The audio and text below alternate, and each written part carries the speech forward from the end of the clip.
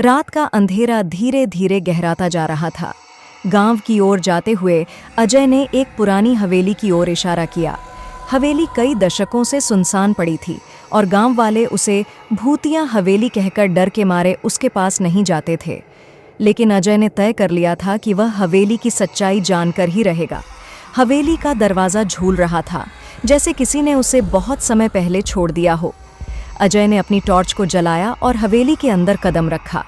हवा की हल्की सरसराहट और दरवाज़ों की चरमराहट के अलावा कुछ सुनाई नहीं दे रहा था। हवेली की दीवारें हरी भरी और दीमक से भरी हुई थीं।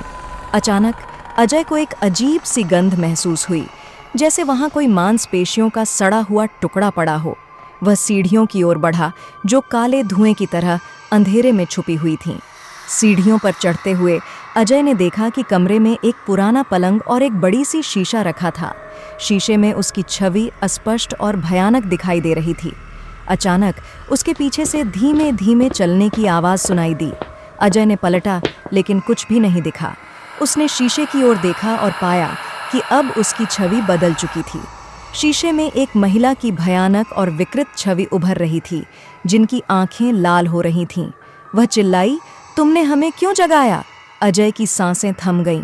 उसने शीशे के सामने से हटने की कोशिश की, लेकिन शीशा जैसे एक जादू की तरह उसे बांध चुका था।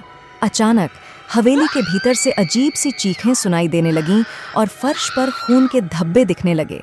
हवेली की दीवारों पर रंग बिरंगे चित्र उभरने लगे, जैसे किसी ने उन्हें ताज़े खून से खींचा हो। अजय ने शीशे से बाहर निकलने की कोशिश की, लेकिन उसके चारों ओर से काले भयानक हाथ निकलने लगे। उसकी चीखें हवेली के अंधेरे में खो गईं और सुबह तक हवेली की हवाओं में अजय का नाम गूंजता रहा।